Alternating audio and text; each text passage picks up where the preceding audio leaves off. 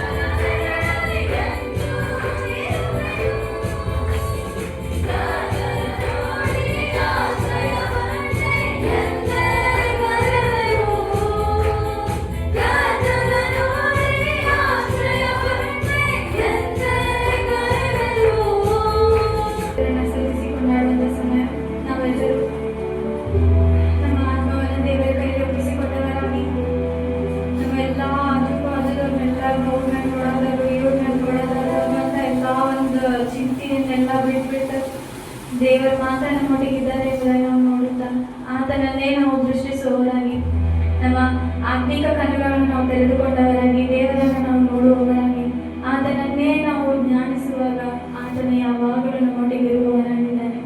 ಆತನ ಯಾವಾಗಲೂ ಮಟ್ಟಿಗೆ ಜೀವಿಸುವಾತನಾಗಿದ್ದಾನೆ. ನನ್ನ ಕೈಗೆ ತಂದೆಯೇ ನಿನಗೆ ಸ್ತೋತ್ರ ಸ್ತೋತ್ರ ಸ್ತೋತ್ರ ಸ್ತೋತ್ರ ಸ್ತೋತ್ರ ಸ್ತೋತ್ರ ಕರ್ತನೇ. ರಕ್ಷಕನೇ ನಿನಗೆ ಸ್ತೋತ್ರ. ನನ್ನ ದೇವರು ಯಾರೂ ಇಲ್ಲ, ನಿನ್ನ ಹಾಗೆ ಪ್ರೀತಿಸುವವರು ಒಬ್ಬರೂ ಇಲ್ಲ. ನಿನ್ನಂಥ ದೇವರು ಯಾರೂ ಇಲ್ಲ, ನಿನ್ನ ಹಾಗೆ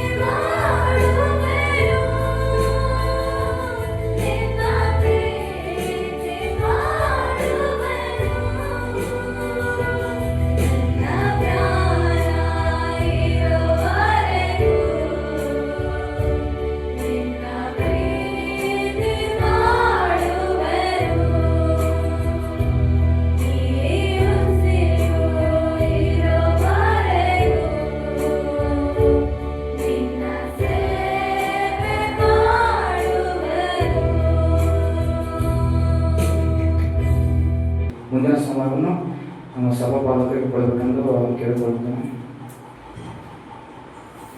ಹಲ್ಲೆಲೂಯಾ, ಹಲ್ಲೆಲೂಯಾ. ನಾನು ನಿಮ್ಮನ್ನು ಪ್ರೋತ್ಸಾಹಿಸಲಿಕ್ಕೆ ಕೆಲವೊಂದು ವಾಕ್ಯಗಳನ್ನು ದೇವರ ವಾಕ್ಯದ ಮೂಲಕವಾಗಿ ನಾನು ತಿಳಿಸಲಿಕ್ಕೆ ಬಯಸ್ತೇನೆ. ಒಂದು ವಚನ ಓದಿ ನಾವು ಪ್ರಾರ್ಥನೆ ಮಾಡೋಣ. 2 ತಿಮೋಥಿ 2:22 ಓದು. 2 ತಿಮೋಥಿ ಪತ್ರಿಕೆ 2ನೇ ಅಧ್ಯಾಯ 22 ವಚನ.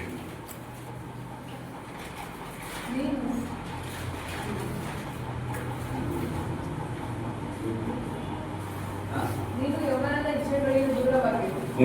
ನೀತಿ, ವಿಶ್ವಾಸ, ಪ್ರೀತಿ ಮತ್ತು ಸಮಾಧಾನವನ್ನು ಸಂಪಾದಿಸುವುದಕ್ಕೆ ಶುದ್ಧ ಹೃದಯವುಳ್ಳವರಾಗಿ ಕರ್ತನನ್ನು ಬೇಡಿಕೊಳ್ಳುವವರ ಸಂಗಡ ಪ್ರಯಾಸಪಡು. ಸರಿ, ಯವನಸ್ಥರಿಗೆ ಬೈಬಲ್ನಿಂದ ಕೆಲವು ಎಚ್ಚರಿಕೆಗಳಿದ್ದಾವೆ. ಹಲ್ಲೆಲೂಯಾ. ಯವನಸ್ಥರಿಗೆ ಬೈಬಲ್ನಿಂದ ನಮ್ಮ ಪ್ರೀತಿಯ ನಮ್ಮ ತಂದೆಯು ನಮಗೆ ಕೊಟ್ಟಂತ ಸತ್ಯವೇದದಿಂದ ಹಲವು ಎಚ್ಚರಿಕೆಗಳಿದ್ದಾವೆ. ಆ ಎಚ್ಚರಿಕೆಗಳನ್ನ, ನಾನು 3 ಎಚ್ಚರಿಕೆಗಳನ್ನ ನಿಮಗೆ ಈ ದಿನ ನಾನು ತಿಳಿಸಲಿಕ್ಕೆ ಬಯಸ್ತಾ ಇದ್ದೇನೆ. ಪ್ರಾರ್ಥನಾ ಪೂರ್ವಕವಾಗಿ ಆ ಎಚ್ಚರಿಕೆಗಳನ್ನು ಗಮನಿಸೋಣ, ಪ್ರಾರ್ಥನೆ ಮಾಡೋಣ. ದೇವ ವಾಕ್ಯಗಳಿಗೆ ಪ್ರೇರೇಪಿಸಲ್ಪಟ್ಟು ಚಿಕ್ಕ ಪ್ರಾರ್ಥನೆ ಮಾಡೋಣ.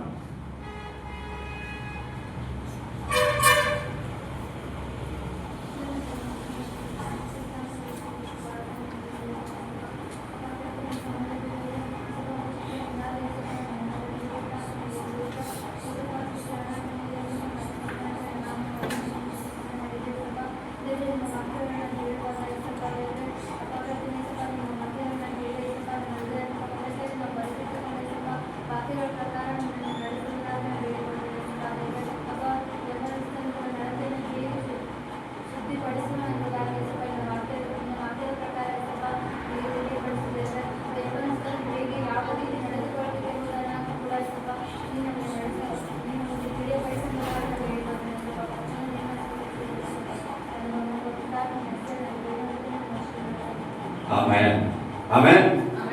ದೇವರಿಗೆ ಸ್ತೋತ್ರ. ಯೌವನಸ್ಥರಿಗೆ ಸತ್ಯವೇದದಿಂದ ಹಲವು ಅಥವಾ ಕೆಲವು ಎಚ್ಚರಿಕೆಗಳು. ಮೊದಲನೇ ಎಚ್ಚರಿಕೆ ಗಮನಿಸೋಣ. ಮೊದಲನೇ ಎಚ್ಚರಿಕೆ 2 ತಿಮೋಥಿ ಪುಸ್ತಕ 2ನೇ ಅಧ್ಯಾಯ 27 ವಚನ. ಎಲ್ಲರೂ ಕೂಡ ನೀವು ಸತ್ಯವೇದವನ್ನು ತಿರುಗಿಸಿ. Please open your own Bible. 2 Timothy ಪತ್ರಿಕೆ 2ನೇ ಅಧ್ಯಾಯ 22ನೇ ವಚನ. ಎಲ್ಲರೂ ಒಮ್ಮೆ ಓದಿಕೊಳ್ಳೋಣ. ರೈಟ್, ಓದಿಲ್ಲ. ನೀತಿ, ವಿಶ್ವಾಸ, ಪ್ರೀತಿ ಮತ್ತು ಸಮಾಧಾನವನ್ನು ಸಂಪಾದಿಸುವುದಕ್ಕೆ ಶುದ್ಧ ಹೃದಯವುಳ್ಳವರಾಗಿ ಕರ್ತನನ್ನು ಬೇಡಿಕೊಳ್ಳುವವರ ಸಂಗಡ ಪ್ರಯಾಸಪಡು. Amen, hallelujah. ಯವನಸ್ಥರಿಗೆ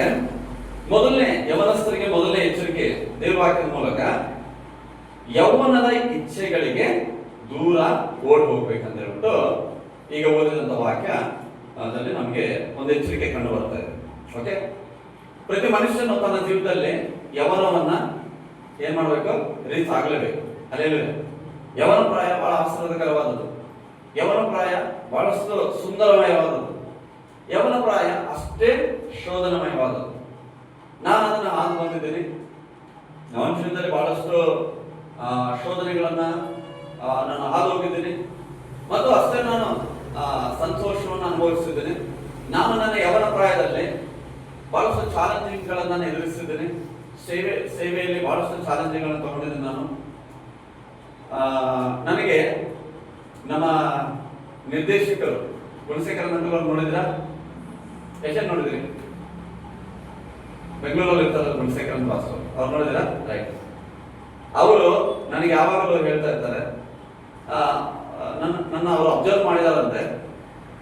ನಾನೀಗ ಸೇವೆಯಲ್ಲಿ 20 ವರ್ಷ ಇರೋಕೆ ಒಂದೇ ಕಡೆ ಸೇವೆ ಮಾಡ್ತಾ ಇದ್ದೇನೆ ನಾನು. ಅವರು ನನ್ನನ್ನು ಅಬ್ಸರ್ವ್ ಮಾಡಿಬಿಟ್ಟು ಹೇಳಿದ್ದಾರೆ, ನಾನು ನಿನ್ನನ್ನು ಯವನ ಪ್ರಾಯದಿಂದ ನೋಡ್ತಾ ಇದ್ದೀನಿ, ನಿಮ್ಮ ಮುಖದಲ್ಲಿ ನಗು ಯಾವತ್ತೂ ಹೋಗಿಲ್ಲ ಅಂತ ಹೇಳಿದ್ದಾರೆ. ನನ್ನ ಮುಖದಲ್ಲಿ ನಗು ಯಾವತ್ತೂ ಯಾವಾಗಲೂ ಕೂಡ ಸ್ಮೈಲ್ ಇರ್ತದೆ ನಿಮ್ಮ ಫೇಸ್ ಅಲ್ಲಿ, ಯಾವಾಗಲೂ ನಡ್ಕೊಂಡಿರ್ತೀನಿ ನಾನು. ಸೂಪರ್, ನಂಗೆ ಬಹಳ ಇಷ್ಟ ಆಯ್ತು ಅಂತ ಹೇಳ್ಬಿಟ್ಟು ಅವ್ರು ಹೇಳ್ತಾ ಇದ್ರು. ಏನಂದ್ರೆ ಅಂದ್ರೆ ನನಗೆ ನಾನು ಸಫರ್ ಆಗಿಲ್ವಾ? ನಾನು ನನಗೆ ತೊಂದರೆಗಳು ಬಂದಿಲ್ವಾ? ಬಹಳಷ್ಟು ಬಂದಿದ್ದಾವೆ, ಶೋಧನೆಗಳು ಬಂದಿದ್ದಾವೆ. ನಾನು ತರವಾದಂತ ಇಕ್ಕಟ್ಟುಗಳು ನಾನು ಎದುರಿಸಿದ ಪ್ರಯತ್ನ. ಆದ್ರೆ ನನ್ನ ಮುಖದಲ್ಲಿ ಸಂತೋಷ ಇರಲಿಕ್ಕೆ ಯಾವಾಗಲೂ ಕಾರಣ ಯಾರು ಗೊತ್ತಾ? ದೇವರಾಗಿದ್ದಾರೆ. ಅಲ್ಲೇ ನನಗೆ ಸಂತೋಷವಾಗಿರ್ಲಿಕ್ಕೆ ಕಾರಣ ದೇವರಾಗಿದ್ದಾರೆ. ನನ್ನ ಜೊತೆ ಸೇವಕರು ಅನೇಕರು ಹುಕ್ಕೇರಿ ತಾಲೂಕಾ ಆಶ್ರಮಕ್ಕೋಸ್ಕರವಾಗಿ ದುಡಿತಾ ಇದ್ದಾರ, ಸೇವೆ ಮಾಡ್ತಾ ಇದ್ದಾರ.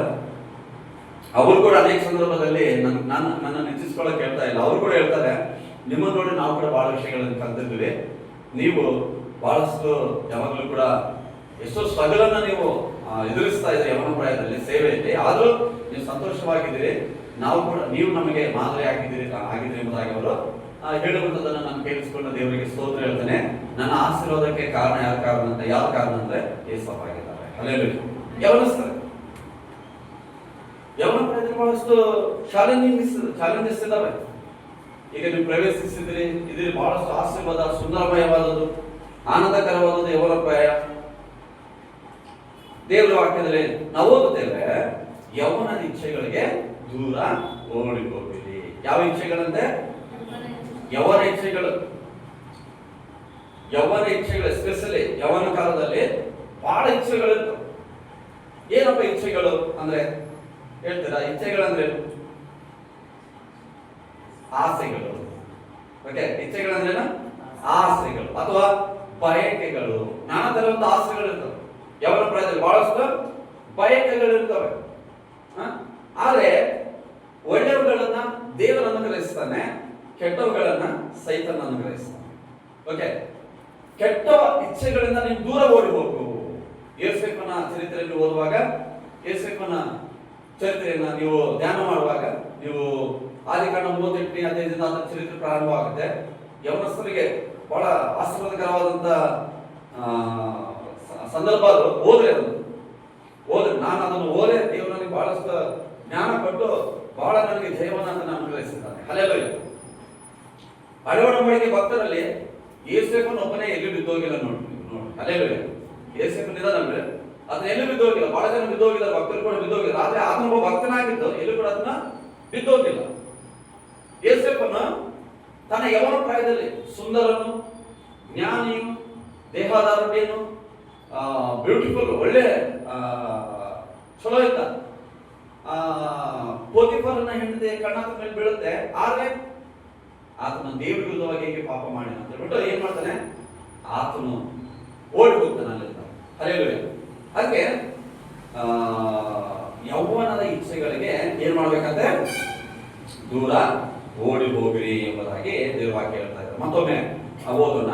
2 ತಿಮೋಥೆ 2:22. ಓದ್ರಿ. ಇಲ್ಲಿ ಅಪೊಸ್ತಲನಾದಂತ ಪೌಲನು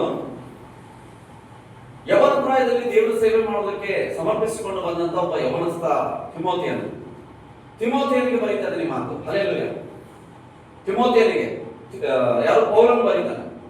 ಪೌಲನು ತಿಮೋಥೆಯನಿಗೆ ಬಹಳ ತರಬೇತಿ ನೀಡಿದ ದೇವರ ಸೇವೆ ಮಾಡೋದಕ್ಕೆ. ಸೇವೆ ಮಾಡೋದು ಬಹಳ ಸುಲಭ ಅಲ್ಲ. ಬಹಳ ಶೋಧನೆಗಳಿದಾವೆ, ಕಷ್ಟಗಳಿದಾವೆ. ಮಾದರಿ ಆಗಿರ್ಬೇಕು, ಬೋಧಿಸುವ ಪ್ರಕಾರ ಜೀವಿಸಬೇಕು. ಅದಕ್ಕೆ ಆತನು ಹೇಳ್ತಾನೆ, ಯವನಸ್ಥನಾಗಿರುವಂತ ತಿಮೋಥೆಯನೇ, ನೀನು ಯೌವನದ ಇಚ್ಛೆಗಳಿಗೆ ದೂರವಾಗಿರಪ್ಪ. ಹಲ್ಲೆಲೂಯಾ.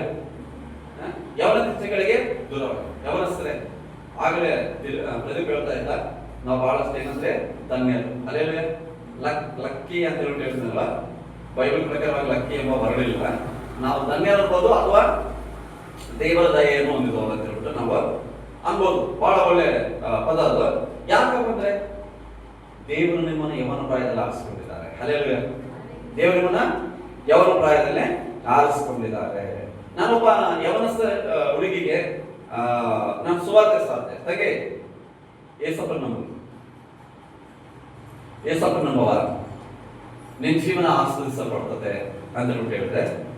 ಅಂಕಲ್, ಈಗಲೇ ನಂಬ್ಕೊಂಡ್ಬಿಟ್ಟು ಏನ್ ಮಾಡಲ್ರಿ? ಏಸಪ್ಪನ ಈಗಲೇ ನಂಬ್ಕೊಂಡ್ಬಿಟ್ಟು ನಾನು ಏನ್ ಮಾಡ್ಲಿ? ನಾನು ಬಹಳ ಇನ್ನು ಅನುಭವಿಸೋದೈತ್ರಿ. ನಾಳೆ ನಾನು ವಯಸ್ಸಾದಾಗ, ಅಜ್ಜಿ ಆದಾಗ ನಂಬ್ತೀನಿ, ಹಾಗೆಲ್ಲ ಮುಗಿಸ್ಬಿಟ್ಟಿರ್ತೀನಿ ಅಂತ ಹೇಳ್ಬಿಟ್ಟು ಹೇಳ್ತಾ ಇದ್ರು. ನಾನು ಅವ್ರಿಗೆ ಕೇಳಿದೆ, ಏನಂತ ಕೇಳಿದಂದ್ರೆ, ಈಗೆಲ್ಲ ಅನುಭವಿಸು, ಆಮೇಲೆ ದೇವರು ನಿನ್ನನ್ನ ರಿಜೆಕ್ಟ್ ಮಾಡ್ತಾರ, ಆಗ ನೀನು ದೇವರನ್ನು ನಂಬಕ್ಕಾಗಲ್ಲ ಅಂತ ಹೇಳ್ಬಿಟ್ಟು ಹೇಳಿದೆ. ಹಲ್ಲೆಲೂಯಾ. ಯವನದ ಇಚ್ಛೆಗಳು ನನ್ನ ಎಲ್ಲ ಅನುಭವಿಸ್ಬೇಕ್ರಿ. ಸ್ವಾಮಿ ನಂಬಿದ್ರೆ ದೇವರ ಚಿತ್ತದಂತೆ ನಾನು ನಡಿಬೇಕು, ಪರಲೋಕ ಬೆಚ್ಚುವಂತೆ ನಾನು ಬದುಕಬೇಕು. ಅದಕ್ಕಾಗಿ ಈಗ ಹಂಗೆಲ್ಲ ಮಾಡಕ್ಕಾಗಲ್ಲ, ನನಗೆ ಬಹಳ ಕಷ್ಟ ಆಗುತ್ತೆ. ಅದಕ್ಕೆ ನಾನು ಈಗ ನಂಬಲ್ಲ. ನಾನು ಆಗ ವಯಸ್ಸಾದಾಗ ಅಷ್ಟಕ್ಕೆ ನೀನು ಇರ್ತಿ ಇಲ್ಲ ಗೊತ್ತಿಲ್ಲಲ್ಲ. ಅಲ್ಲೆಲ್ಲ ದೇವ್ರು ಯಾವಾಗಾದ್ರೂ ಕರ್ಕೋಬಹುದು, ಯಾವಾಗಾದ್ರೂ ಈ ಜೀವಿತವನ್ನ ದೇವ್ರು ತೆಗೆದುಬಿಡ್ಬೋದು, ಏನಾದ್ರೂ ಆಗ್ಬೋದು. ಅಥವಾ ಆಗ್ಲಿಲ್ಲ ಅಂದ್ರೂ ಕೂಡ ನಾಳೆ ವಯಸ್ಸಾಗಿ ಎಲ್ಲ ಅನುಭವಿಸಿ ಪಾಪ ಮಾಡಿ ಎಲ್ಲ ಜೀವನವನ್ನು ಹಾಳು ಮಾಡ್ಕೊಂಡು ದೇವರು ಅದನ್ನ ಏನ್ ಮಾಡೋದಿಲ್ಲ, ದೇವರು ಸ್ವೀಕಾರ ಮಾಡೋದಿಲ್ಲ. ಅಲ್ಲೆಲ್ಲ ಅದಕ್ಕಾಗಿ ಯವನಸ್ರೆ ಎಚ್ಚರಿಕೆ ಉಳ್ಳವರಾಗಿದ್ರೆ ಯವನಿಚ್ಛೆಗಳಿಂದ ದೂರ ಓಡಿ ಹೋಗಿರಿ. ನಿಮ್ಗೆ ಶೋಧನೆಗಳು ಬರ್ತವೆ. 2 ದಿನ ನೀವು ಬಹಳಷ್ಟು ಅಲ್ಲಿ ಅಭಿಷೇಕ ಹೊಂದಿದ್ರಿ, 2 ದಿನ ಬಹಳಷ್ಟು ನೀವು ಸತ್ಯವಾಕ್ಯಗಳಿಂದ ಶುದ್ಧೀಕರಿಸಲ್ಪಟ್ಟಿದ್ರಿ. ನಾನು ಪುನಃ ಅದನ್ನ ಒತ್ತಿ ಹೇಳಿಕೆ ಬಯಸುವುದಿಲ್ಲ. ಅಪೊಸ್ತಲನಾದ ಪೌಲನು ತಿಮೋಥೆಯನಿಗೆ ಹೇಳ್ತಾನೆ, ನೀನು ಯವನದ ಇಚ್ಛೆಗಳಿಗೆ ದೂರವಾಗಿರು, ನೀತಿ, ವಿಶ್ವಾಸ, ಪ್ರೀತಿ ಮತ್ತು ಸಮಾಧಾನವನ್ನು ಸಂಪಾದಿಸುವುದಕ್ಕೆ ಶುದ್ಧ ಹೃದಯವುಳ್ಳವರಾಗಿ ಕರ್ತನನ್ನು ಬೇಡಿಕೊಳ್ಳುವವರ ಸಂಗಡ ಪ್ರಯಾಸ ಪಡು. ಹಲ್ಲೆಲೂಯಾ. ಯವನಸ್ರೆ ಗಮನಿಸ್ರಿ, ನೀತಿ, ವಿಶ್ವಾಸ, ಪ್ರೀತಿ ಮತ್ತು ಸಮಾಧಾನವನ್ನು ಸಂಪಾದಿಸುವುದಕ್ಕೆ ಏನನ್ನು ಸಂಪಾದನೆ ಮಾಡ್ಬೇಕಂದ್ರೆ ನೀತಿ, ವಿಶ್ವಾಸ, ಪ್ರೀತಿ ಮತ್ತು ಸಮಾಧಾನ ಇವು ಸಂಪಾದನೆ ಮಾಡ್ಬೇಕು. ಕೇವಲ ಹಣ ಸಂಪಾದನೆ ಮಾಡಿದ್ರೆ ಸಾಕು, ಆಸ್ತಿ ಸಂಪಾದನೆ ಮಾಡಿದ್ರೆ ಸಾಕು ಅಂತ ಹೇಳ್ಬಿಟ್ಟು ಬಹಳ ಜನ ತಲೆಯಲ್ಲಿ ಇರ್ತದಲ್ಲ. ಆದ್ರೆ ಕ್ರೈಸ್ತ ಯವನಸ್ಥರಾಗಿರುವಂತ ನಿಮ್ಮ ತಲೆಯಲ್ಲಿ ಏನಿರ್ಬೇಕು ಎಂಬುದಾಗಿ ದೇವವಾಕ್ಯ ಹೇಳ್ತಂದ್ರೆ ನೀತಿಯನ್ನು ಸಂಪಾದನೆ ಮಾಡ್ಬೇಕು. ನಾನು ಹಲ್ಲೆಲೂಯಾ. ಏನ್ ಸಂಪಾದನೆ ಮಾಡ್ಬೇಕು? ಒಂದನೇದಾಗಿ ನೀತಿ, ಎರಡನೇದಾಗಿ ವಿಶ್ವಾಸ, ಎಲ್ಲರೇ ಮೂರನೇದಾಗಿ ಪ್ರೀತಿ, ನಾಲ್ಕನೇದಾಗಿ ಸಮಾಧಾನ. ಇವುಗಳನ್ನು ಸಂಪಾದಿಸುವುದಕ್ಕೆ ಶುದ್ಧ ಹೃದಯವುಳ್ಳವರಾಗಿ ಕರ್ತನನ್ನು ಬೇಡಿಕೊಳ್ಳುವ ಸಂಗಡ ಪ್ರಯಾಸ ಪಡುವುದು. ಇವುಗಳನ್ನು ಸಂಪಾದಿಸುವುದಕ್ಕೆ ಶುದ್ಧ ಹೃದಯವುಳ್ಳವರು ಅನೇಕ ನೀವೆಲ್ಲ ಶುದ್ಧ ಹೃದಯವುಳ್ಳವರಾಗಿದ್ದೀರಿ. ಅಲ್ಲೆಲ್ಲೂಯಾ. ಒಬ್ಬರಿಗೊಬ್ಬರಿಗೆ ಪ್ರೋತ್ಸಾಹಿಸಿಕೊಳ್ಳುತ್ತಾ ಪ್ರಯಾಸ ಪಡಬೇಕು. ಇದಕ್ಕೋಸ್ಕರವಾಗಿ ಪ್ರಯಾಸ ಪಡಬೇಕು. ಕರ್ತನು ನಮ್ಮನ್ನ ನೀತಿ, ವಿಶ್ವಾಸ, ಪ್ರೀತಿ ಮತ್ತು ಸಮಾಧಾನವನ್ನು ಸಂಪಾದಿಸುವುದಕ್ಕೆ ಕರೆದಿದ್ದಾನೆ. ನಾವು ಅದಕ್ಕಾಗಿ ಪ್ರಯಾಸ ಪಡೋಣ, ಅದಕ್ಕಾಗಿ ನಾವು ದೇವರಿಗೆ ಪ್ರಾರ್ಥನೆ ಮಾಡೋಣ ಅಂತ ಹೇಳ್ಬಿಟ್ಟು ಒಬ್ಬರಿಗೊಬ್ಬರು ಪ್ರೋತ್ಸಾಹಿಸಿಕೊಳ್ಳುತ್ತಾ ಇದಕ್ಕಾಗಿ ನೀವು ಪ್ರಯಾಸ ಪಡಬೇಕೆ ಅನ್ನಿಸ್ತದೆ. ಹಲ್ಲೆಲೂಯಾ. ಎಚ್ಚರವಾಗಿರಿ, ಯವನ ಇಚ್ಛೆಗಳಿಗೆ ದೂರ ಓಡಿ ಹೋಗಿರಿ. ಎರಡನೇದಾಗಿ ನಾವು ನೋಡೋಣ 1 ತಿಮೋಥೆ 4ನೇ ಅಧ್ಯಾಯ 12ನೇ ವಚನ. ಎರಡನೇ ಎಚ್ಚರಿಕೆ, ಯವನಸ್ಥನೆಂದು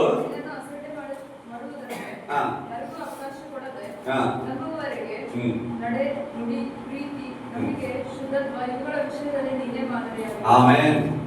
ತೆಗೆದಿದ್ರೆ ಎಲ್ಲರೂ 1 ತಿಮೋಥೆ 4:12 ತೆಗೆದಿದ್ರ? ಪ್ಲೀಸ್ ಎಲ್ಲರೂ ಸೇರಿ ಹೋದ್ರಿ.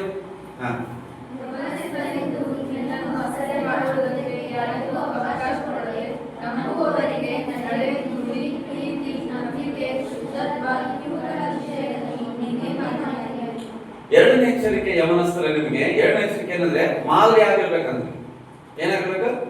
ಮಾದರಿ ಆಗಿರ್ಬೇಕು.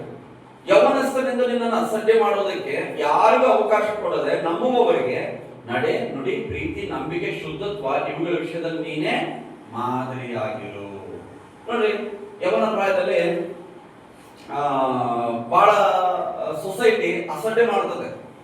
ಅವ್ರಿಗೆ ಏನ್ ಎಕ್ಸ್ಪೀರಿಯನ್ಸ್ ಇರೋದಿಲ್ಲ, ಏನ್ ಅನುಭವ ಇರೋದಿಲ್ಲ, ಎಲ್ಲರೂ ಬಿದ್ದೋಗ್ಬಿಡ್ತಾರೆ. ಈ ರೀತಿಯಾಗಿ ಕೆಲವೊಂದು ಯವನಸ್ಥರ ಬಗ್ಗೆ ಕೆಲವೊಂದು ರೂಮರ್ಸ್ ಇದಾವೆ, ಕೆಲವೊಂದು ನೆಗೆಟಿವ್ ವಿಷಯಗಳು ಇದಾವೆ.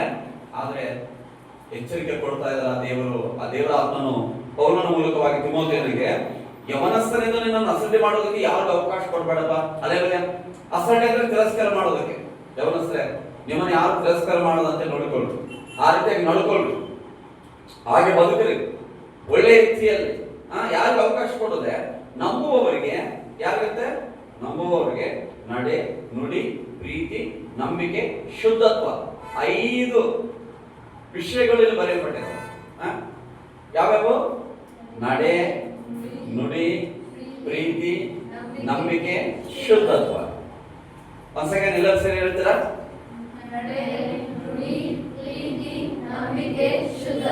ನೀವು ಬೈಬಲ್ ನೋಡ್ಕೊಂಡೆ ಹೇಳಿ.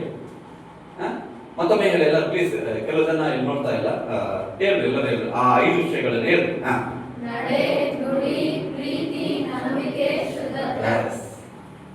ಈ 5 ವಿಷಯಗಳಲ್ಲಿ ನೀನೇ ಮಾದರಿಯಾಗಿರು. ಯಾಕಂದ್ರೆ ತಿಮೋಥೆಯನ್ನು ಸಭಾ ಸೇವೆ ಮಾಡ್ತಾ ಇದ್ದಾನೆ. ಸಭಾ ಸೇವೆ, ಆತನಿಗೆ ಸಭೆ ಇದೆ. ಎಫೆಸ ಸಭೆಯಲ್ಲಿ ಆತನು ಸಭಾಪಾಲಕನು. ಆ ಸಭಾಪಾಲಕನಾಗಿರುವಂತ ನೀನು ಈ 5 ವಿಷಯಗಳಲ್ಲಿ, ಯಾಕಂದ್ರೆ ನೀನು ಯೌವನಸ್ಥನಾಗಿದೆಯಾ. ಸಭೆಗಳಲ್ಲಿ ಸಹಜವಾಗಿ ಯೌವನಸ್ಥರಿಗೆ ಬಹಳಷ್ಟು ಅವಕಾಶಗಳನ್ನು ಕೊಡೋದಿಲ್ಲ, ಹೌದಲ್ವಾ? ಯೌವನಸ್ಥರಿಗೆ ಬಹಳಷ್ಟು ಅವಕಾಶಗಳನ್ನ ಮೇ ಬಿ ಮೊದಲನೇದಾಗಿ ಟೀಚಿಂಗ್, ಬೋಧಿಸುವುದಕ್ಕೆ ಬಹಳಷ್ಟು ಅವಕಾಶಗಳು ಇರೋದಿಲ್ಲ. ಯಾಕಪ್ಪ ಅಂದ್ರೆ ಅವರು ಆ ರೀತಿ ಮಾದರಿ ಆಗಿರೋದಿಲ್ಲ. ಕೆಲವು ಸಭೆಗಳನ್ನು ನಾನು ನೋಡಿದ್ದೀನಿ, ಅನ್ನಿಸ್ತದೆ ಬಹಳ ಚಂದ ವರ್ಷ ಮಾಡ್ತಾರೆ, ದೇವ್ರನ್ನ ಆರಾಧನೆ ಮಾಡ್ತಾರೆ, ಸಾಕ್ಷಿ ಹೇಳ್ತಾರೆ. ಆದ್ರೆ ಹೊರಗೋದ್ಮೇಲೆ ಅವರು ಲೌಕಿಕ ಸ್ನೇಹಿತರ ಜೊತೆ ಕೂಡಿ ಬಾರ್ ಹೋಗುವುದಾಗಲಿ ಅಥವಾ ಬೇರೆ ಬೇರೆ ರೀತಿಯಾದಂತಹ ಒಂದು ಪಾಪದ ಕಾರ್ಯಗಳಲ್ಲಿ ಮಾದರಿಯುತವಾದ ಜೀವಿತ, ಕ್ರೈಸ್ತ ಜೀವಿತ ಇರೋದಿಲ್ಲ. ಅದಕ್ಕಾಗಿ ಕೆಲವರು, ಬಹಳ ಜನ ಇಲ್ಲ, ಕೆಲವು ಯೌವನಸ್ಥರ ತೆಗಿರ್ತಾ ಇದ್ದಾರೆ. ಅದಕ್ಕಾಗಿ ತಿಮೋಥಿಯನಿಗೆ ಪೌಲನು ಹೇಳ್ತಾ ಇದ್ದಾನ, ಈ 5 ವಿಷಯಗಳಲ್ಲಿ ಮಾದರಿ ಆಗಿರಪ್ಪ. ಯೌವನಸ್ಥರೇ ಎಚ್ಚರಿಸ್ತಾ ಇದ್ದಾರೆ ದೇವರು ತನ್ನ ವಾಕ್ಯದ ಮೂಲಕವಾಗಿ, ನೀವು ಮಾದರಿ ಆಗಿರಲಿ. ಯಾವ್ಯಾವ ವಿಷಯಗಳಲ್ಲಿ? ನಡೆ, ನುಡಿ, ಪ್ರೀತಿ, ನಂಬಿಕೆ, ಶುದ್ಧತ್ವ. ನಡೆ ನುಡಿ ನಮಗೆ ಗೊತ್ತಿದೆ ಅಲ್ವಾ? ನಡೆ, ನುಡಿ, ಪ್ರೀತಿ, ನಂಬಿಕೆ, ಶುದ್ಧತ್ವ. ಯೌವನಸ್ಥರೇ, ನಡೆ, ನುಡಿ, ಪ್ರೀತಿ, ನಂಬಿಕೆ, ಶುದ್ಧತ್ವ, ಈ ವಿಷಯದಲ್ಲಿ ಏನಾಗಿರ್ಬೇಕಂದ್ರೆ ಮಾದರಿ ಆಗಿರ್ಬೇಕು. ಎಚ್ಚರಿಸ್ತಾ ಇದ್ದಾರೆ, ನೀವು ಮಾದರಿಯಾಗಿರಿ. ನೀವು ಅದಕ್ಕಾಗಿ ಕರೆಯಲ್ಪಟ್ಟಿದ್ದೀರಿ. ನೀವು ಮಾದರಿಯಾಗಿ ನಡೆದುಕೊಳ್ಳ್ರಿ. ನಿಜವಾಗ್ಲೂ ನಾನು ಹೇಳ್ತೇನೆ, ನೀವು ಮಾದರಿಯಾಗಿ ನಡೆದುಕೊಳ್ಳ್ರಿ, ದೇವರು ನಿಮ್ಮನ್ನು ಹೇರಳವಾಗಿ ಆಶೀರ್ವಾದ ಮಾಡ್ತಾರೆ. ಹಲ್ಲೆಲೂಯಾ.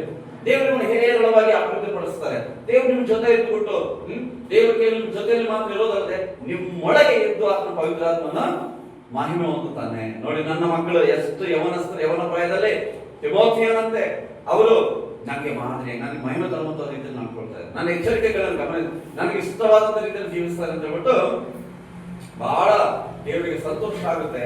ಪವಿತ್ರಾತ್ಮನು ನಿಮ್ಮ ಒಬ್ಬೊಬ್ಬರನ್ನು ಕೂಡ ಅದನ್ನು ಬಲಪಡಿಸಿ ತನ್ನ ನಾಮವನ್ನು ಅದನ್ನು ಮಹಿಮೆ ಪಡಿಸಿಕೊಳ್ಳುವಾತನಾಗಿದ್ದಾನೆ. 5 ವಿಷಯಗಳಲ್ಲಿ ನಡೆ, ನುಡಿ, ಪ್ರೀತಿ, ನಂಬಿಕೆ, ಶುದ್ಧತ್ವ. ಓಕೆ, ಒಂದು ಕೈಗೆ ಎಷ್ಟು ಬೆರಳಿದಾವ? 5 ಬೆರಳು. ಓಕೆ, ತೋರಿಸ್ತಾ 5 ಬೆರಳು. 5 ಬೆರಳು ಹೇಳ್ರಿ. ನಡೆ, ನುಡಿ, ನಂಬಿಕೆ, ಪ್ರೀತಿ, ಶುದ್ಧತ್ವ. ನಡೆ, ನುಡಿ, ಪ್ರೀತಿ, ನಂಬಿಕೆ, ಶುದ್ಧತ್ವ. ಈ 5 ವಿಷಯಗಳಲ್ಲಿ ಮಾದರಿಯಾಗಿರ್ರಿ. ಮಾದರಿಯಾಗಿರೋದಂದ್ರೆ ಅದರಂತೆ ನಡ್ಕೊಳ್ಳೋದು. ಎಲ್ಲೋ ಬರ್ಕೊಂಡಿವಿ ಅನ್ನೋದಲ್ಲ, ಹೃದಯದಲ್ಲಿ ಬರ್ಕೊಂಡು ಸ್ವಾಮಿಗಳ ವಿಷಯದಲ್ಲಿ ಮಾದರಿಯಾಗಿರ್ಬೇಕು ಹೇಳ್ತಾರೆ. ನಡೆ, ನನ್ನ ಯವನ ಕ್ರೈಸ್ತಲಾಗಿ ನನ್ನ ನಡೆ ಹೆಂಗಿದೆ? ಯೇಸು ಸ್ವಾಮಿ ಅಂತಿದೆಯಾ? ಯೇಸು ಸ್ವಾಮಿ ತನ್ನ ಯವನ ಪ್ರಾಯದಲ್ಲಿ ಆತನೇ ನಮಗೆ ಮಾದರಿ. ಯವನ ಪ್ರಾಯದಲ್ಲಿ 30ನೇ ವಯಸ್ಸಿನಲ್ಲಿ ಸೇವೆ ಬಂದ. 29-30 ವರ್ಷಗಳ ಕಾಲ ಅಪ್ಪ ಅಮ್ಮಗೆ ವಿಧೇಯನಾಗಿದ್ದ. ಬಳಿಕ ಕೆಲಸ ಮಾಡ್ತಾ ಇದ್ದ. ಮನೆಗೆ ಹಿರಿಯ ಅಣ್ಣ, 4 ಜನ ತಮ್ಮಂದಿರಿದ್ದಾರೆ, 2 ತಂಗಿಯರಿದ್ದಾರೆ. ಮಾದರಿಯಾಗಿದ್ದ, ಕೆಲಸ ಮಾಡ್ತಾ ಇದ್ದ. ಯಾವುದೇ ಆತನ ಬಗ್ಗೆ ಒಂದು ಕೆಟ್ಟದಾದಂತ ಒಂದು ಇದಿಲ್ಲ. ನೋಡಿ, ಆತನು ದೇವರಾಗಿದ್ದರೂ ಮನುಷ್ಯನಾಗಿ ಬಂದ, ಮನುಷ್ಯನಾಗಿ ನಮಗೆ ಮಾದರಿಯಾಗಿದ್ದಾನೆ. ಸೈತಾನನ್ನು ಶೋಧಿಸಿದ ಯೇಸಪ್ಪನನ್ನ, ಆದ್ರೆ ಯೇಸು ಸ್ವಾಮಿ ಸೋತು ಹೋಗಲಿಲ್ಲ. ಹಲ್ಲೆಲೂಯಾ. ಮಾದರಿಯಾಗಿದ್ದ, ಯವನ ಪ್ರಾಯದಲ್ಲಿ ಮಾದರಿಯಾಗಿದ್ದ. ನಡೆ, ನುಡಿ, ಮಾತುಗಳ ವಿಷಯದಲ್ಲಿ ಕೂಡ ಬಾಯಿನಲ್ಲಿ ಯವನಸ್ಥರ ಲೋಕದಲ್ಲಿ ನೋಡ್ತಾ ಇರ್ತಲ್ವಾ, ಹೇಗೆ ಮಾತುಗಳ ವಿಷಯದಲ್ಲೂ ಕೂಡ ಬಹಳ ಕೇರ್ಫುಲ್ ಆಗಿರ್ಬೇಕು. ಏನಪ್ಪ ಕೇರ್ಫುಲ್ ಅಂದ್ರೆ, ನಾವು ನಮ್ಮ ಬಾಯಿಯಲ್ಲಿ ದೇವರಿಗೆ ಆರಾಧನೆ ಇರಬೇಕು. ಹಲ್ಲೆಲೂಯಾ. ನಮ್ಮ ಬಾಯಿ ಯಾವಾಗಲೂ ಕೂಡ ದೇವರಿಗೆ ಮೆಚ್ಚಿಕೆಯಾದದನ್ನು ಮಾತಾಡಲಿ, ಆಶೀರ್ವಾದಕರವಾಗಿರಲಿ, ಈ ರೀತಿಯಾಗಿ ಮಾತಾಡಬೇಕು. ನುಡಿಗಳು ಕೂಡ ಬಹಳ ಇಂಪಾರ್ಟೆಂಟ್. ಯಾಕಂದ್ರೆ ನಮ್ಮ ಬಾಯಲ್ಲಿ ಜೀವ ಇದೆ, ದೇವರು ಮರಣವನ್ನು ಇಟ್ಟಿದೆ, 2 ಇಟ್ಟಿದ್ದಾರೆ. ನಾವ್ ಏನ್ ಮಾಡ್ಬೇಕಂದ್ರೆ ಜೀವವನ್ನು ಆರಿಸಬೇಕು. ನುಡಿ ಮತ್ತೆ ಪ್ರೀತಿ ಮತ್ತು ನಂಬಿಕೆ, ಶುದ್ಧತ್ವ, ಇವುಗಳ ವಿಷಯದಲ್ಲಿ ನೀನೇ ಮಾದರಿಯಾಗಿರು ಎಂಬುದಾಗಿ ಬೈಬಲಿಂದ ನಾವು 2 ಒಂದು ಎಚ್ಚರಿಕೆಗಳನ್ನು ನೋಡ್ತಾ ಇದ್ದೇವೆ. ಕೊನೆಯ ಎಚ್ಚರಿಕೆಯನ್ನು ನಾವು ನೋಡೋಣ. ರೋಮಪುರದವರಿಗೆ ಬರೆದ ಪತ್ರಿಕೆ 12ನೇ ಅಧ್ಯಾಯ 12ನೇ ವಚನ.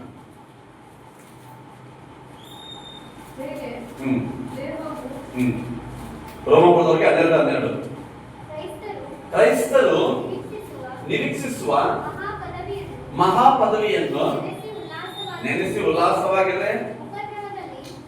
ಉಪದ್ರವದಲ್ಲಿ ಸೈರಣೆ ಉಳ್ಳವರಾಗಿರ್ರಿ, ಬೇಸರಗೊಳ್ಳದೆ. ನಾನು ಹೇಳಲಿಕ್ಕೆ ಬಯಸ್ತಾ ಇದ್ದೀನಿ ಯವನಸ್ಥರೇ, ನಿಮಗೆ ನೋಡಿ, ಛಲದಿಂದ ಎಡಬಿಡದೆ ಪ್ರಾರ್ಥಿಸ್ರಿ ಯವನಸ್ಥರೇ. ಹಲ್ಲೆಲೂಯಾ. ಮೂರನೇ ಎಚ್ಚರಿಕೆ, ಛಲದಿಂದ ಎಡಬಿಡದೆ ಪ್ರಾರ್ಥಿಸ್ರಿ. ಪ್ರಾರ್ಥನೆ ಯವನಸ್ಥರಿಗೆ ಬಹಳ ದೊಡ್ಡದಾದಂತ ಏನಾಗಿದೆ, ಜಯವನ್ನು ತಂದುಕೊಡುತ್ತದೆ. ಪ್ರಾರ್ಥನೆ ತಪ್ಪದೆ ಮಾಡುವವರಾಗಿರಿ. ಥೆಸಲೋನಿಕ ಸಭೆಗೆ, ರೋಮಪುರದ ಸಭೆಗೆ ಕರ್ತನು ಹೇಳ್ತಾ ಇದ್ದಾನೆ, ಬೇಸರಗೊಳ್ಳದೆ ಪ್ರಾರ್ಥನೆ ಮಾಡ್ರಿ. ಕೆಲವು ಯವನಸ್ಥರಿಗೆ ಬೇಸರ ಬಹಳ, ಏನಾದ್ರು ಹೇಳಿದ್ರೆ ಬೇಸರ, ಪ್ರಾರ್ಥನೆ ಮಾಡಕ ಬೇಸರ. ಅಲ್ಲೆಲ್ಲೂಯಾ, ನಿಮಗಿಲ್ಲ, ನೀವು ಒಳ್ಳೆ ಮಕ್ಕಳಿದ್ರೆ. Okay okay. ಕೆಲವರಿಗೆ ಬೇಸರ, ಪ್ರಾರ್ಥನೆ ಮಾಡಕ್ಕೆ ಬೇಸರ, ಬೈಬಲ್ ಓದಕ್ಕೆ ಬೇಸರ. ಮೊಬೈಲ್ ಎಷ್ಟೊತ್ತಾದ್ರೂ ಕೂಡ ರಾತ್ರಿ ನಿದ್ದೆ ಕೂಡ ಮಾಡಲ್ಲ. ಕೆಲವು ಯವನಸ್ಥರು ಇರ್ತಾರೋ ಜೊತೆಗೆ. ಓಕೆ, ಆದ್ರೆ ನೀವು ಆ ರೀತಿಯಾಗಿರ್ಬಾರ್ದು. ಬೇಸರ ನೀವು ತೆಗೆದುಹಾಕ್ಬೇಕ್ರಿ. ಹಲ್ಲೆಲೂಯಾ. ಯವನಸ್ಥರೇ, ಬೇಸರಗೊಳ್ಳದೆ ಪ್ರಾರ್ಥನೆ ಮಾಡಿ ಎಂಬುದಾಗಿ ಕರ್ತನು ಎಚ್ಚರಿಸ್ತಾ ಇದ್ದಾನೆ. ಪ್ರಾರ್ಥನೆ ಜೀವಿತ ಇದೆಯಾ ನಿಮಗೆ? ಬೇಸರಗೊಳ್ಳದೆ ಪ್ರಾರ್ಥನೆ ಮಾಡಿ. ನಾನು ಪ್ರತಿದಿನ ಸುಮಾರು ನಾನು ಕೂಡ ಕಲ್ತ್ಕೊಂಡಿದ್ದೆ ಪ್ರಾರ್ಥನೆ ಜೀವಿತವನ್ನ. ಪ್ರಾರಂಭದಲ್ಲಿ ನಮಗೆ ಬಹಳಷ್ಟು ಪ್ರೋತ್ಸಾಹಿಸೋದಿರಲಿಲ್ಲ, ಬಟ್ ಏನಾದ್ರೆ ಕಲಿಸಿದ್ರು ನಾನು ಅದನ್ನು ಅಳವಡಿಸಿಕೊಂಡೆ. ನನಗೆ ಬಹಳ ಬೇಸರ ಆಗ್ತಾ ಇತ್ತು. ಬಟ್ ದೇವರ ಆತ್ಮನು, ಪವಿತ್ರ ಆತ್ಮನು ನಾನು ನೂತನ ಪಡಿಸ್ತಾ ಬೇಸರಕ್ಕೆ ತೆಗೆದಾಕಿ ತಪ್ಪದೇ ಈಗ ನಾನು ಬೆಳಿಗ್ಗೆ ಒಂದು ತಾಸು ಖಂಡಿತವಾಗಿ ನಾನು ಇಲ್ಲಿ ಈಗ ನಾನು ಇದೀವಲ್ವಾ ಈ ಸ್ಥಳದಲ್ಲಿ, ದೇವರ ಆಲಯದಲ್ಲಿ ಬೆಳಿಗ್ಗೆ 1 ಗಂಟೆ ನಾನು ಬಂದು ಮೊಣಕಾಲೂರಿ ಪ್ರಾರ್ಥನೆ ಮಾಡಿರ್ತೇನೆ ನಾನು. ಅಲ್ಲೆಲ್ಲ ಈಗ ಬೇಸರ ಬರಲ್ಲ ನನಗೆ, ಈಗ ನಾನು ನಿದ್ದೆ ಬರಲ್ಲ. ಬೇಸರ ಎಲ್ಲ ಹೋಗ್ಬಿಟ್ಟಿದೆ, ದೇವ್ರು ತೆಗೆದುಬಿಟ್ಟಿದ್ದಾರೆ. ಎಡಬಿಡದೆ ನಾವು ಸತತ ಹಾಗೆ ನಾವು ಪ್ರಾರ್ಥನೆ ಮಾಡ್ತಾನೆ ಇರ್ಬೇಕು. ಪ್ರಾರ್ಥನೆಯನ್ನ ಮುಂದುವರಿಸ್ತಾನೆ ಇರ್ಬೇಕು ನಾವು. ಕೆಲವು ನಾವು ಪ್ರಾರ್ಥನೆ ಮಾಡೋದು ಲೇಟ್ ಆಗ್ತಾ ಇದೆ ಅಥವಾ ಆಗ್ತಾ ಇಲ್ಲ, ಬೇಸರ ಆಗ್ತದೆ. ಆದ್ರೆ ಅದು ನಿಲ್ಲಿಸಬಾರ್ದು, ಬೇಸರ ಮಾಡ್ಕೋಬಾರ್ದು. ಹಾಗೆ ಪ್ರಾರ್ಥನೆ ಮಾಡ್ತಾನೆ ಇರ್ಬೇಕು. ಬೆಳಗಿನ ಜಾವ 1 ಗಂಟೆ ಈ ದೇವರ ಸನ್ನಿಧಾನದಲ್ಲಿ ನೀವು ಮೊಣಕಾಲುಗಳನ್ನು ಊರಿ 4 ಹಾಡು ಹಾಡಿ 5 ಅಧ್ಯಾಯಗಳನ್ನು ಓದಿ ನೀವು ಪ್ರಾರ್ಥನೆ ಮಾಡಿ ನೋಡ್ರಿ, ನಿಜವಾಗಲೂ ಬೇಸರವನ್ನ ದೇವರು ನಿಮ್ಮಿಂದ ತೆಗೆದುಹಾಕಿಬಿಡ್ತಾರೆ. ಹಲ್ಲೆಲೂಯಾ. ಎಚ್ಚರಗೊಂಡು ಬೇಸರಗೊಳ್ಳದೆ ಪ್ರಾರ್ಥನೆ ಮಾಡಿ. 1 ಥೆಸಲೋನಿಕದವರಿಗೆ ಬರೆದ ಪತ್ರಿಕೆ 4ನೇ ಅಧ್ಯಾಯ 15ನೇ ವಚನ ಓದೋಣ. 1 ಥೆಸಲೋನಿಕ 4:15. 1 ಥೆಸಲೋನಿಕ 4:15. ಹಾ ಹಾ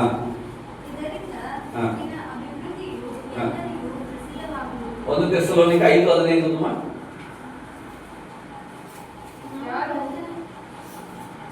1 ಥೆಸಲೋನಿಕ 5:15. ಹಾ ಹಾ ಹಾ 1 ಥೆಸಲೋನಿಕದವರಿಗೆ ಬರೆದ ಪತ್ರಿಕೆ 5ನೇ ಅಧ್ಯಾಯ 15ನೇ ವಚನ. ಹಾ, ಯಾವ ಅಪಕಾರಕ್ಕೆ ಅಪಕಾರ ಮಾಡದಂತೆ ನೋಡಿಕೊಳ್ಳ್ರಿ. ಯಾವಾಗಲೂ ನೀವು ಒಬ್ಬರಿಗೊಬ್ಬರು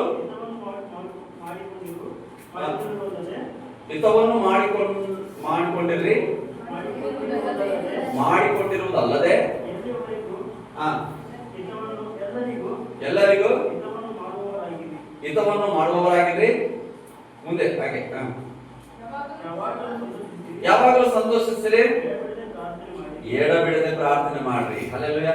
ಯಾವಾಗಲೂ ಸಂತೋಷಿಸಬೇಕಂತೆ ಮತ್ತು ಎಡಬಿಡದೆ ಪ್ರಾರ್ಥನೆ ಮಾಡಬೇಕು. ಯವನಸ್ಥರೇ, ಎಡಬಿಡದೆ ಪ್ರಾರ್ಥನೆ ಮಾಡ್ತಾ ಇದ್ರ?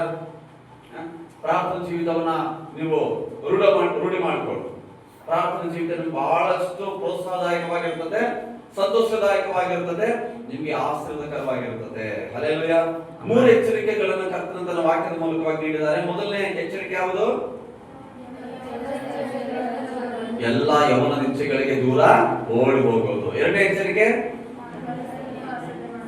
ಅಸಡ್ಡೆ ಮಾಡೋದಕ್ಕೆ ಯಾರು ಅವಕಾಶ ಕೊಡದೆ ನಂಬುವವರಿಗೆ ನಡೆ ನುಡಿ ಪ್ರೀತಿ ಶುದ್ಧತ್ವ ನಂಬಿಕೆ ಇವುಗಳ ವಿಷಯದಲ್ಲಿ ನೀನು ಮಾದರಿ ಆಗಿದ್ದೀರಾ, ಎಚ್ಚರಿಸ್ತಾ ಇರ್ತೇವೆ. ಒಂದು ವೇಳೆ ನೀವು ಮಾದರಿ ಆಗಿಲ್ಲ ಅಂದ್ರೆ ಮಾದರಿಯಾಗಿ ನಡುವುದನ್ನೇ ಅಭ್ಯಾಸ ಮಾಡಿ, ಪ್ರಾರಂಭ ಮಾಡಿ. ಮಾದರಿಯಾಗಿ ನಡ್ಕೊಳ್ರಿ. ಕರ್ತನ ನಿಮ್ಮಂತನೇ ಮಾತಾಡ್ತಾ ಇದ್ದಾನೆ. ನನ್ನ ಹತ್ರ ಮಾತಾಡ್ತಾರೆ ಅಂತ ಹೇಳ್ಬಿಟ್ಟು ಯಾರು ತಿಳ್ಕೊಳಕ್ ಹೋಗ್ಬೇಡ್ರಿ. ನಿನ್ನ ಹತ್ರನೇ ಮಾತಾಡ್ತಾರೆ. ಮಾದರಿಯಾಗಿ ನಡ್ಕೊಳ್ರಿ. ಲೋಕದಲ್ಲಿ ಯವನಸ್ಥರ ಮಾದರಿಯಾಗಿಲ್ಲ. ದೇವರಿಗೆ ಬಹಳ ದುಃಖ ಆಗ್ತಾ ಇದೆ. ಸ್ವಾಮಿಗೆ ಬಹಳಷ್ಟು ನೋವಾಗ್ತಾ ಇದೆ. ಯವನಸ್ಥರು ತನಗೆ ಇಷ್ಟವಾದ ರೀತಿಯಲ್ಲಿ ಜೀವಿಸ್ತಾ ಇಲ್ಲ. ನಿಮ್ಮನ್ನು ಆರಿಸ್ಕೊಂಡಿದ್ದಾರೆ. ನನಗೆ ನೀವು ಮಾದರಿ, ನಿಮ್ಮ ಮೂಲಕವಾಗಿ ಆಗಿದ್ದು ದೇವರಿಗೆ ಏನಾಗ್ಬೇಕಂತೆ? ಸಂತೋಷ ಆಗ್ಬೇಕು. ಹಲ್ಲೆಲೂಯಾ. ನಿಮ್ಮ ಮೂಲಕವಾಗಿ ದೇವರಿಗೆ ಆನಂದ ಆಗ್ಬೇಕು. ಮಾದರಿಯಾಗಿ ನಡ್ಕೊಂಡಾಗ ದೇವರಿಗೆ ಬಹಳ ಸಂತೋಷ ಆಗ್ತದೆ. ಯವನಸ್ಥರು ಮಾದರಿಯಾಗಿ ನಡ್ಕೊಂಡು ಮೂರನೇದಾಗಿ ಏನ್ ಮಾಡ್ಬೇಕಂದ್ರೆ ಬೇಸರಗೊಳ್ಳದೆ ಎಡಬಿಡದೆ ಯಾವಾಗಲೂ ಪ್ರಾರ್ಥನೆ ಮಾಡುವುದಾಗಿ. ಯಾವಾಗಲೂ ಪ್ರಾರ್ಥನೆ ಮಾಡುವಾಗ ಸಂತೋಷ. ನಿಮ್ಮಲ್ಲಿ ಬಹಳಷ್ಟು ಬದಲಾವಣೆಗಳನ್ನು ನೋಡ್ತಾ ಇದ್ದೀರಿ. ಅನೇಕ ಪ್ರಾರ್ಥನೆ ಮಾಡ್ತಾ ಇದ್ರಿ. ಬೈಬಲನ್ನ ನೀವು ಧ್ಯಾನ ಮಾಡ್ತಾ ಇದ್ರಿ. ದೇವಸ್ಥಾನದಲ್ಲಿ ಮುಂದಿನ ವಾರದಿಂದ ನಾವು ಬೇರೆ ರೀತಿಯಾಗಿ ಇದನ್ನ ನಾವು ತೆಗೆದುಕೊಂಡು ಹೋಗ್ಲಿಕ್ಕೆ ಪ್ಲಾನ್ ಮಾಡ್ತಾ ಇದ್ವಿ. ಪ್ರಾರ್ಥನೆ ಮಾಡೋದಕ್ಕೋಸ್ಕರವಾಗಿ ದೇವರು ಹೇರಳವಾಗಿ ಯವನಸ್ಥರನ್ನ ಆದಂತ ನಿಮ್ಮನ್ನು ಬಲಪಡಿಸಿ ಆತನು ಹುಕ್ಕೇರಿ ತಾಲೂಕಿನ ಆಶೀರ್ವಾದಕ್ಕಾಗಿ ಉಪಯೋಗ ಮಾಡ್ಕೊಳ್ಬೇಕಾಗಿದೆ. ಹಲ್ಲೆಲೂಯಾ. ಹುಕ್ಕೇರಿ ತಾಲೂಕು ನಿಮ್ಮ ಮೂಲಕವಾಗಿ ದೇವರ ಆಶೀರ್ವಾದ ಮಾಡಬೇಕೆಂಬ ಬಯಸ್ತಾ ಇದ್ದಾರೆ. ಹುಕ್ಕೇರಿ ತಾಲೂಕಿನ ಪ್ರತಿ ಹಳ್ಳಿಯನ್ನ ದೇವರು ನಿಮ್ಮ ಮೂಲಕವಾಗಿ ಆಶೀರ್ವಿಸಬೇಕೆಂಬ ಬಯಸ್ತಾ ಇದ್ದಾರೆ. ಹುಕ್ಕೇರಿ ತಾಲೂಕಿನಲ್ಲಿದ್ದಂತೆ ಯವನಸ್ಥರನ್ನ ದೇವರು ನಿಮ್ಮ ಮೂಲಕವಾಗಿ ಮುಟ್ಟಬೇಕೆಂಬುದಾಗಿ ದೇವರು ಬಯಸ್ತಾ ಇದ್ದಾನೆ. ದೇವರು ಈ ಒಂದು ಕಾರ್ಯವನ್ನ, ಒಳ್ಳೆ ಕಾರ್ಯವನ್ನ ಪ್ರಾರಂಭ ಮಾಡಿದ್ದಾನೆ. ಈ ಕಾರ್ಯವನ್ನ ದೇವರು ಎಂದೆಂದೂ ಕೂಡ ಮುಂದುವರಿಸಿಕೊಂಡು ಹೋಗ್ತಾನೆ. ಹಲ್ಲೆಲೂಯಾ. ದೇವರ ಕಾರ್ಯವನ್ನ ಎಂದಿಗೂ ಕೂಡ ರದ್ದಾಗದಂತೆ ಅದನ್ನು ನಡೆಸಿಕೊಂಡು ಹೋಗ್ತಾನೆ. ಆದ್ರೆ ಆತನಿಗೆ ಬೇಕಾಗಿರೋದು ನೀವು. ಆತನ ಕೈಯಲ್ಲಿ ನೀವು ಬಲವಾದಂತಹ ಬಾಣಗಳನ್ನಾಗಿ ನೀವು ಉಪಯೋಗಿಸಲ್ಪಡಬೇಕೆಂದು ದೇವರು ಬಯಸ್ತಾ ಇದ್ದಾರೆ. ಹಲ್ಲೆಲೂಯಾ. ಪ್ರಾರ್ಥನೆ ಎಂಬ ಬಾಣಗಳಾಗಿ ಬದಲಾಗಿರ್ತೀವಿ. ಪ್ರಾರ್ಥನೆ ಒಳಗಾಗ್ರಿ. ಬೇಸರಗೊಳ್ಳದೆ ಎಡಬಿಡದೆ ಯಾವಾಗಲೂ ಪ್ರಾರ್ಥನೆ ಮಾಡ್ರಿ. ಎಚ್ಚರಿಸ್ತಾ ಇದ್ದಾರೆ ಸ್ವಾಮಿ. ಪ್ರಾರ್ಥನೆ ನಿಲ್ಲಿಸಬೇಡ್ರಿ. ಪ್ರಾರ್ಥನೆ ಮಾಡೋರಾಗಿಲ್ಲ. ಉಪವಾಸ ಪ್ರಾರ್ಥನೆ ಮಾಡ್ರಿ. ಅದನ್ನು ಕೂಡ ಅಳವಡಿಸಿಕೊಳ್ಳ್ರಿ. ಉಪವಾಸ ಪ್ರಾರ್ಥನೆ ನಿಮಗೆ ಯವನ ಪ್ರಾಯದಲ್ಲಿ ಬಹಳಷ್ಟು ಜಯಗಳನ್ನು ತರುವಂತದ್ದಾಗಿದೆ. ಅಭಿಷೇಕ, ಪವಿತ್ರಾತ್ಮನ ಅಭಿಷೇಕವನ್ನು ತರುವಂತದ್ದಾಗಿದೆ ಉಪವಾಸ ಪ್ರಾರ್ಥನೆ. ಪಾಪದ ಮೇಲೆ, ಸೈತಾನನ ಮೇಲೆ ನಿಮಗೆ ಹೋರಾಟಕ್ಕೆ ಶಕ್ತಿ ಕೊಡುವಂತದ್ದಾಗಿದೆ ಉಪವಾಸ ಪ್ರಾರ್ಥನೆ. ಪ್ರಾರ್ಥನೆ ಮಾಡುವವರಾಗಿರ್ರಿ. ಹಲ್ಲೆಲೂಯಾ. ಹಲ್ಲೆಲೂಯಾ. ಕರ್ತನು ಎಚ್ಚರಿಸ್ತಾನೆ. 3 ಎಚ್ಚರಿಕೆಗಳು. ಯವನಂಚಿಗಳಿಗೆ ದೂರ ಓಡಿ ಹೋಗ್ರಿ. ಎರಡನೇದಾಗಿ ಮಾದರಿ ಆಗಿರ್ರಿ ನೀವು. ಮೂರನೇದಾಗಿ ನೀವು ಪ್ರಾರ್ಥನೆ ಮಾಡುವವರಾಗಿರ್ರಿ. ದೇವರಾಗಿರುವ ಮೂಲಕವಾಗಿ ನಿಮ್ಮನ್ನು ಹೇಳುವಾಗ ಆಶೀರ್ವಾದ ಮಾಡಲಿ. ಪ್ರಾರ್ಥನೆ ಮಾಡಿಕೊಳ್ಳೋಣ. ತಂದೆಯಾದ ದೇವರೇ, ಈ ರಾತ್ರಿ ಕಾಲದಲ್ಲಿ ನಾನು ನಿಮ್ಮನ್ನು ಸ್ತುತಿಸ್ತೇನೆ. ಸ್ವಾಮಿನ ವಾಕ್ಯಗಳಿಗೆ ಆಗಿಸ್ಕೊಳ್ತೇನೆ. ಯವನಸ್ಥರಿಗೆ ನಿನ್ನ ವಾಕ್ಯದ ಮೂಲಕ ಸ್ವಾಮಿ ಮೂರು ಎಚ್ಚರಿಕೆಗಳನ್ನು ನೀಡಿದೆ. ದೇವರವರನ್ನು ಗಮನಿಸುವಂತೆ ದೇವರ ಯವನಂಚಿಗಳನ್ನ ನಾವು ದೂರ ಓಡಿ ಹೋಗಬೇಕು. ನಾವು ಇಚ್ಛೆಗಳಿಗೆ ಒಳಗಾಗಬಾರದು. ನಾವು ದೇವರನ್ನ ನಾವು ಮಹಿಮೆ ಪಡಿಸುವರಾಗಿರಬೇಕು. ಮತ್ತು ಕರ್ತನೆ ನಾವು ಮಾದರಿಯಾಗಿರ್ಬೇಕೆಂಬುದಾಗಿ ಕರ್ತನೆ ಸ್ವಾಮಿ ಎಚ್ಚರಿಕೆಯನ್ನು ಅವರು ಕೇಳಿಸಿಕೊಂಡಿದ್ದಾರೆ. ದೇವರೇ, ಅವರು ಲೋಕದಲ್ಲಿ ಯವನಸ್ಥರು ಅನೇಕರು ಮಾದರಿ ಆಗಿಲ್ಲ. ಅವರು ಅಕ್ರಮವಾಗಿ ನಡೀತಾ ಇದ್ದಾರೆ.